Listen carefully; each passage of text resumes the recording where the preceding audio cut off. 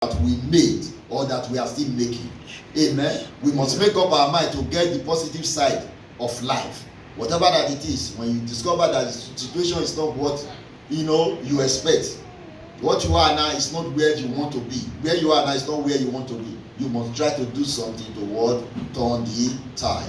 The tide is still turning. It has turned, it's still turning, and it will continue to turn. God will help us in Jesus' name. Amen. That is just a recap of what we did for about 3 weeks now. But today, by the grace of God, we are going into another topic. I just had to do a recap so that we do not learn, amen, toward forget. God will help us in Jesus' name.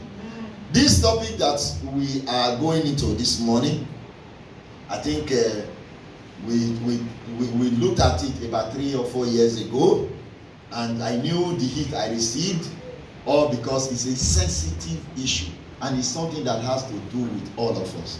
God will help us in Jesus' name.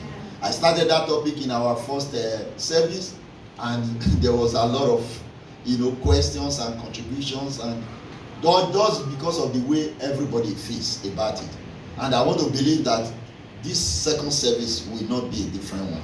God will help us in Jesus' name. Amen. How many of us are married here? If you are married, raise up your hand. Just wave, just wave, just wave. We are not married. How many of us are married here?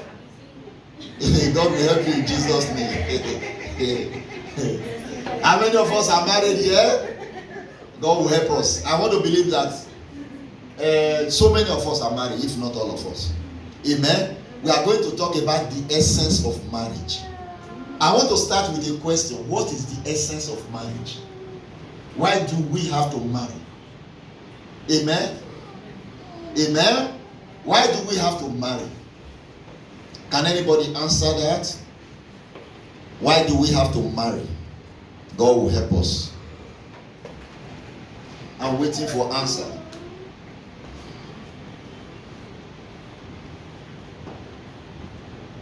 Are we together? Are we together? Why do we have to marry? Amen. Anyway, let us go to the book of Genesis chapter 2. You are saying something? Speak out. Let me hear you. Why do we have to marry? You are looking at me. I thought you were saying something. So that we multiply in the word. So that we multiply. Good. That's one of it. That's one of the reasons. Let's look at the book of Genesis chapter 2. Are we there? Genesis chapter 2. I will read from 15 to 25. Praise the Lord. If your Bible is with you, please open it and let us read the book of Genesis chapter 2. We read from 15 to 25. Praise the Lord. Are we there? I read from here. And the Lord God took the man and put him into the garden of Eden to dress it and to keep it. And the Lord God commanded the man, saying, Of every tree of the garden thou mayest freely eat, but of the tree of the knowledge of good and evil thou shalt not eat of it, for in the day that thou eatest thereof thou shalt surely die. And the Lord God said, It is not good that the man should be alone. I will make him an helpmate for him. And out of the ground the Lord God formed every beast of the field and every fowl of the air, and brought them unto Adam to see what he would call them. And whatsoever Adam called every living creature, that was the name thereof. And Adam gave names to all cattle, and to the fowl of the air, and to every beast of the field. But for Adam there was not found an helpmeet for him. And the Lord God caused a deep sleep to fall upon Adam, and he slept, and he took one of his ribs and closed up the flesh instead thereof. And the rib which the Lord God had taken from man made he a woman, and brought her unto the man. And Adam said, This is now bone of my bones and flesh of my flesh. She shall be called woman, because she was taken out of man. Therefore shall a man leave his father and his mother, and shall cleave unto his wife, and they shall be one flesh. And they were both naked, the man and his wife, and were not ashamed. Amen. Amen. Our Memory verse is taken from the book of Hebrews chapter 13 verse 4. What are we talking about? Essence of a marriage.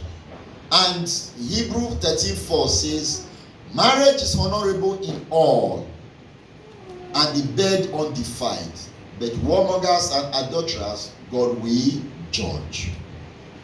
Marriage is honorable in all, and the bed undefiled, but whoremongers and adulterers God will judge. What are we talking about? We said marriage. We are talking about a marriage. And I asked a question: what is the essence of marriage? Why should we marry? Why should we marry? On a broad, form. Why should we marry? Everybody, why should we marry? Then as Christians, why should we marry? There are two different things. But for now, why should we marry? Anybody at all. Why should any person marry? A man or a woman? Our sister said for us to what? Multiply. There are various reasons. Several ones, of course. Why should we marry? Can anybody else tell us? Amen? So man will not be alone. So that man will not be alone. So that man will have a what? A helpmate. Abi? A companion. There are several reasons we should marry if we feel led by God to do so. Some of the reasons are to obey the command of God. Amen? To obey the command of God. Another one is for fellowship. Another one is for partnership. It takes two to make one flesh. Am I right? The Bible says that the rib was taken from the man and it was used to create a woman. So definitely your wife is part of you. Hallelujah.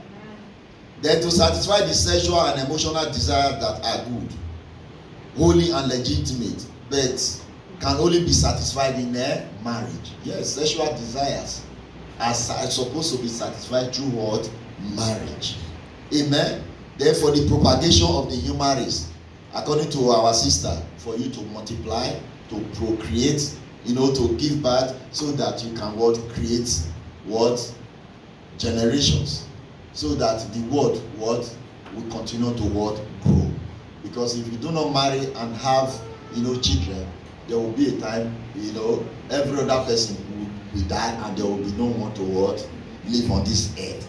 So for us to continue to live, we must definitely marry. God will help us in Jesus' name. Let us look at the book of Genesis chapter 1 verse 28. Genesis 1:28. Are we there? If you are there, you can read. Genesis 1:28, then Genesis 2:24. Genesis 1:28. Are we there? Praise the Lord. Hallelujah. Genesis 1:28. Yeah. And God blessed them, and God said unto them, be fruitful, and multiply, and replenish the earth, and subdue it, and the dominion over the fishing of the sea, and over the fowl of the air, and over every living thing that moveth upon the earth. Amen. If you read 27, that Genesis 1:27, we say, so God created man in his own image. In the image of God created he him. Male and female created he them. Then 28, and God said, and God blessed them. Are we there? Yes. And God blessed them, and God said unto them, be fruitful and multiply, and replenish the earth, and subdue it, and have dominion over the fish of the sea, and over the fowl of the air, and over every living thing that moveth upon the earth. God blessed them, and God said unto them, be fruitful and multiply. So, to obey that God's commandment, we need to marry, for us to be fruitful and multiply. Then Genesis 2:24 says, are we there? Therefore shall a man leave his father and his mother, and shall cleave unto his wife, and they shall be one flesh. For a man and a woman to live together and become one. Amen? We must marry. Then for fellowship, another reason for marriage, why we must marry, is for fellowship. Let's look at Genesis 2:18. Genesis 2:18 says, and the Lord God said, it is no good that the man should be alone. I will make him an helpmeet for him. So for fellowship, for you to have a companion, for you to have somebody that you can what, call your own and share ideas and issues with. Amen. For you to have somebody to discuss with when you are weak, for you to have somebody that what will raise you. Amen. For you to complement each other. For fellowship. Amen. Then for partnership. That is another reason for marriage. Genesis 2:24. We have just read that. Amen. Amen. Therefore shall a man leave his father and whatever and cleave to his wife. For you to be partners. For you to be what? Partners. Then let us look at the book of Ecclesiastes 4:9-11. Ecclesiastes 4:9-11. Are we there? Amen.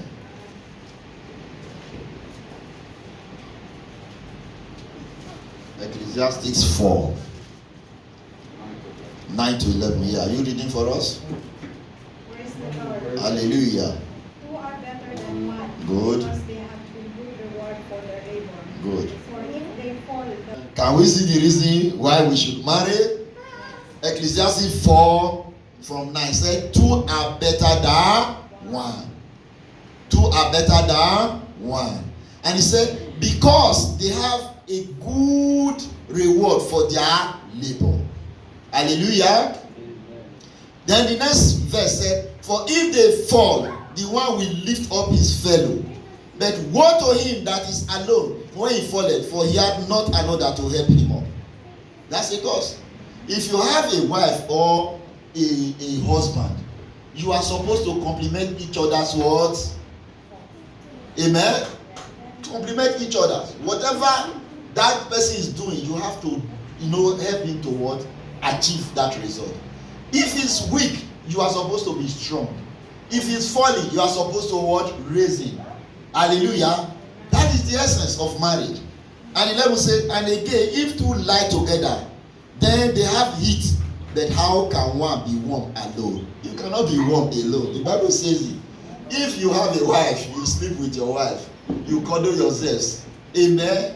You enjoy the benefits therein. Hallelujah. But if you are alone, you roll from one end to the other, you hit the wall, you come back again. Nothing. God will help us in Jesus' name. That is one of the reasons why we need to what? Marry. To complement each other, to heat up each other. When there is cold, you lie together and use one blanket to cover up. For those that are married, that is why it should what? We should marry. It takes two to make one flesh. Then to satisfy the sexual and emotional desire that are good, holy and legitimate, but can only be satisfied in marriage. Let us look at 1 Corinthians 7:2. 1 Corinthians 7:2. Are we there? 1 Corinthians 7:2. praise the Lord. Hallelujah. Nevertheless, to avoid fornication, let every man have his own wife. And Amen. let every woman have her own husband. Amen. What? He said, nevertheless, to avoid fornication, let every man have his own wife, and let every woman have her own husband. We started by saying that marriage is honorable in all, and the bed undefiled, according to Hebrews 13:4. Now they are saying, nevertheless, to avoid fornication, let every man have his own wife, and let every woman have her own husband.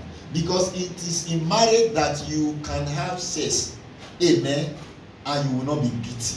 It is legitimate. Amen. It is what? Legitimate.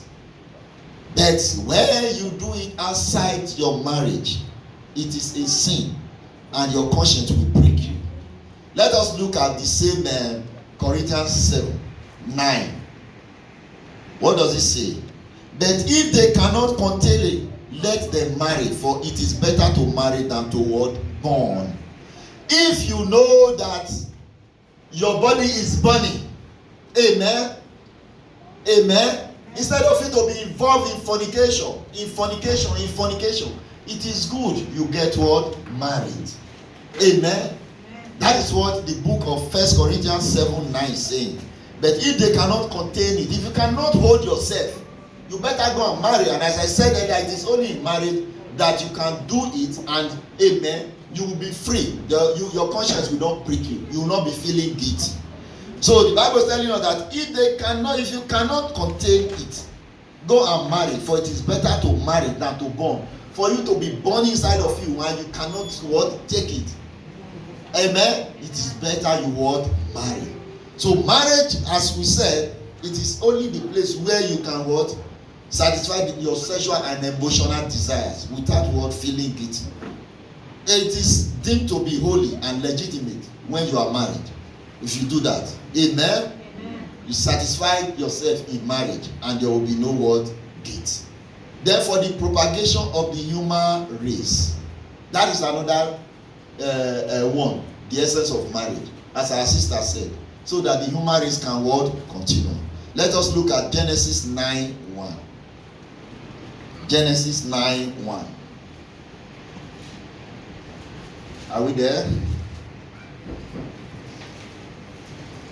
Genesis 9:1. Praise the Lord. Hallelujah. And God blessed Noah and his sons, and said unto them, Be fruitful and multiply, and replenish the earth. The Lord bless his word.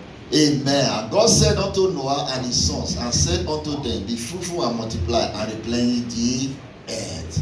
Amen.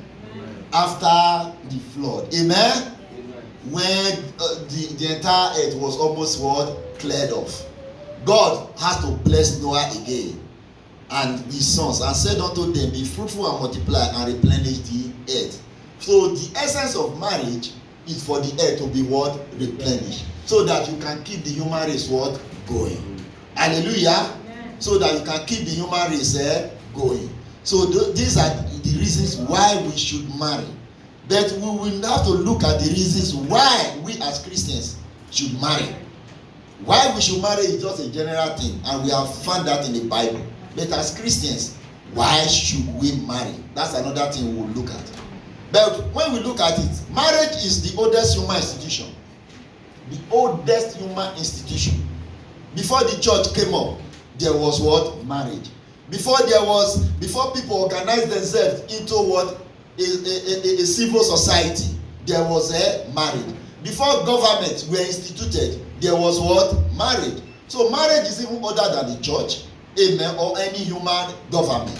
Marriage has been ordained of the Lord for companionship and for the procreation of the race, as we have read in the Bible.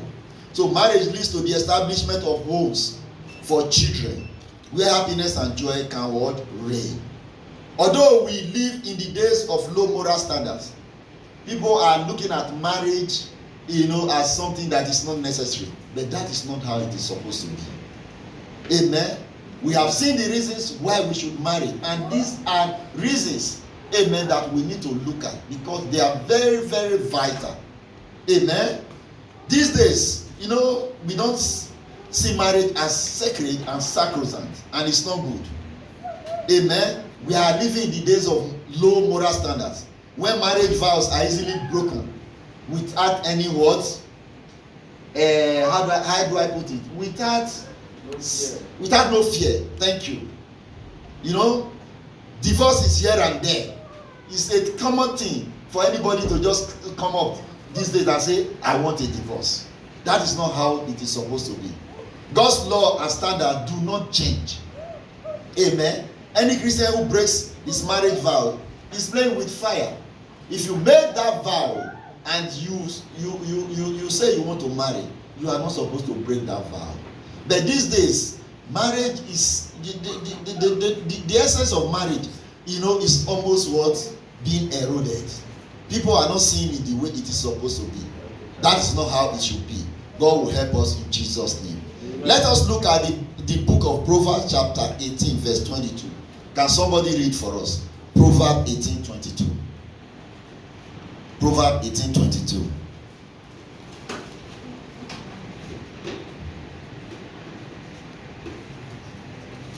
Proverbs 18:22. Are we there? Praise the Lord. Hallelujah. Whoso findeth a wife findeth a good thing, and appoint favor of the Lord. obtain favor of the Lord. Whoso findeth a wife, are we together? Yes, sir. Whoso findeth a wife, findeth and obtain favor of the Lord. So, marriage is a good thing. If you find a wife, the Bible says that you find a good thing. And because of that, you obtain favor of the Lord. How many of us men, amen, God will help us in Jesus' name. How many of us men see our wives as a good thing? Amen. How many of us men see our wives as a good thing? God will help us in Jesus' name. So we say, I regret marrying you. The day I know you, I will curse that day. That will not be our portion in Jesus' name.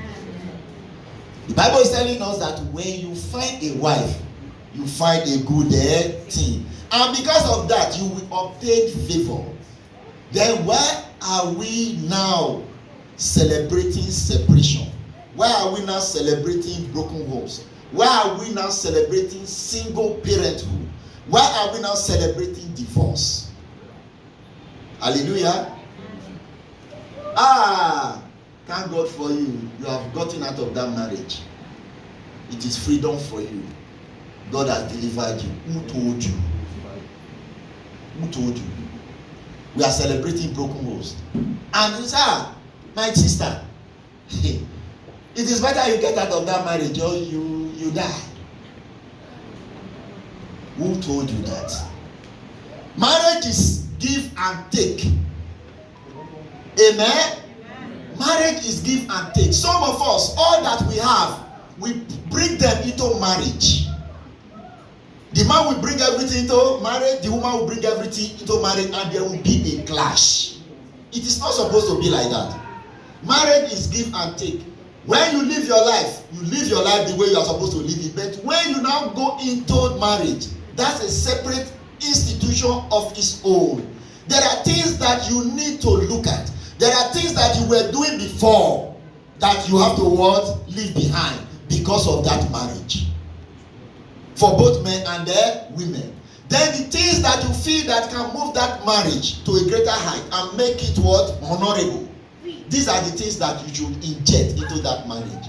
You don't have to say, I am the man. Yes, I am the head. Yes, they took one of my ribs and created you. You are under me. God said that He's your helpmeet. Amen. He's supposed to complement your effort. She's supposed to be with you in all things and support you for you to achieve good results. God will help us in Jesus' name. Then why are we not celebrating divorce?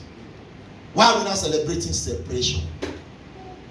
It is good for me to stay and take care of my son alone instead of that man to kill me. It is good for me to stay and be alone instead of that woman to destroy me. Some are even saying they have not even attempted marriage. They are saying no. As it is now, we know where we are living. It's not even good to marry.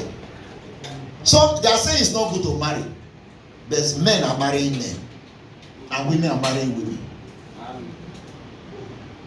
Amen. Worse than what happened in Sodom and Gomorrah. Is that godly? Amen. What can a man find in a man? I don't understand. Amen. What can a man find in a man? That you are saying your fellow man, your bone and your bone. Amen. Bone to bone is what you are now taking to be your partner. And you are calling it marriage. The Bible says, but whoremongers and adulterers, God will judge.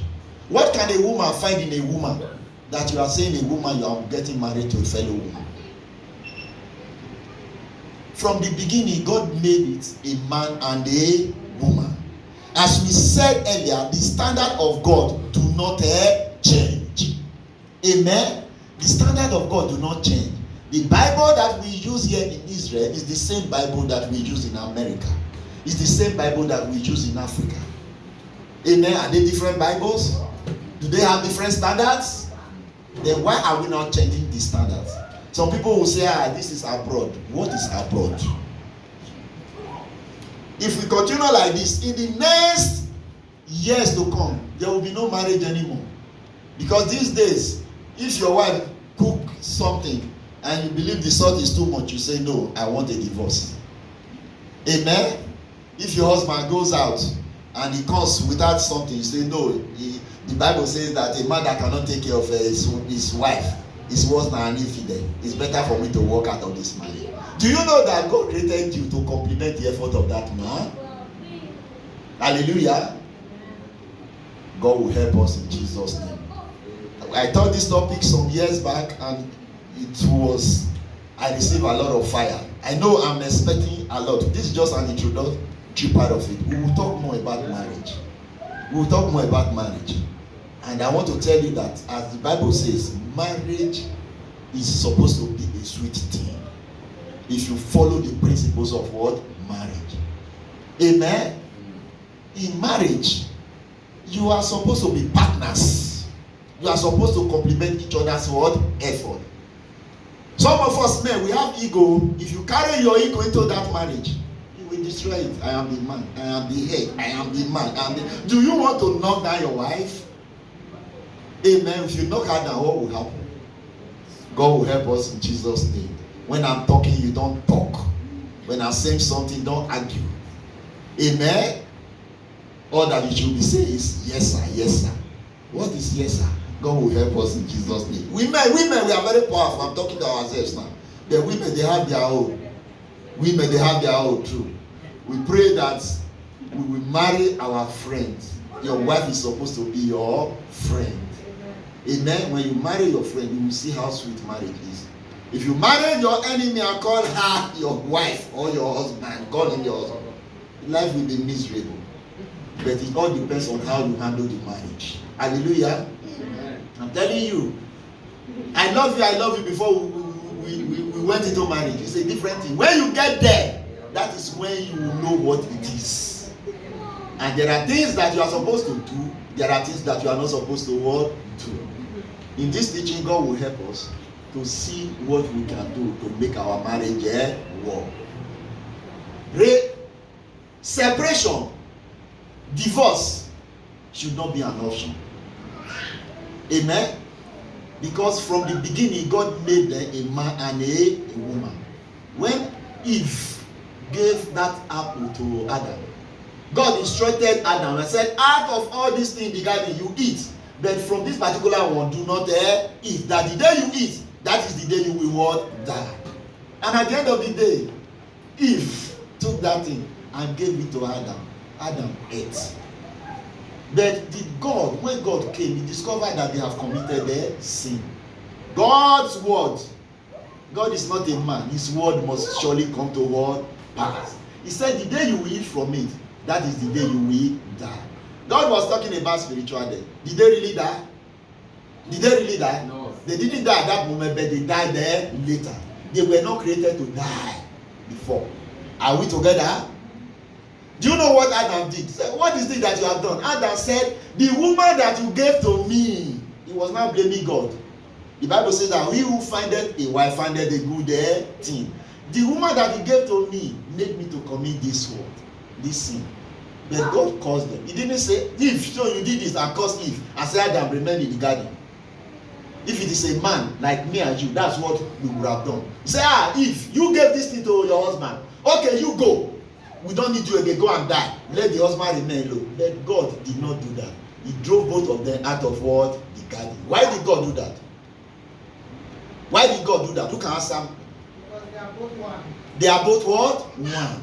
And in the first place, God instructed Adam about that tree of life and tree of death. It was Adam that God gave those instructions to before Eve was even created. So it was Adam's responsibility to actually educate Eve and tell her the do's and what the don'ts in that particular kingdom.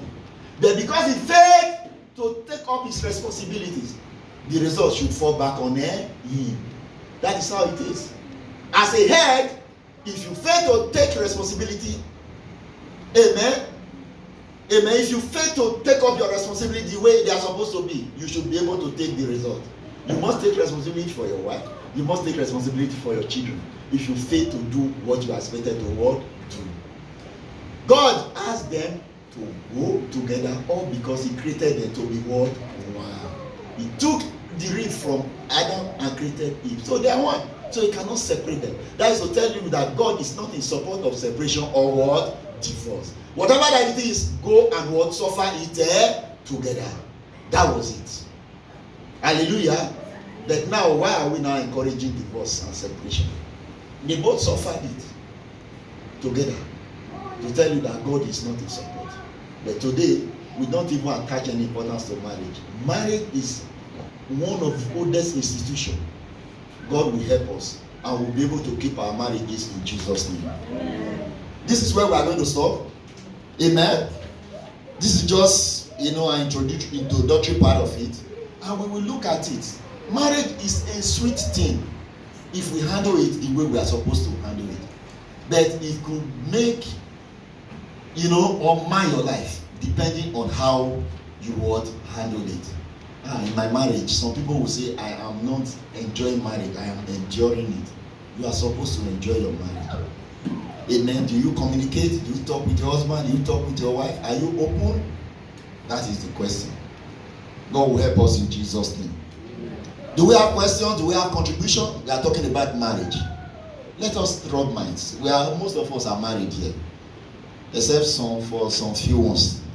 I may not even be true. They may be married, but they will not let us know. Hallelujah. Why are you laughing? Praise the Lord. Hallelujah. Yes.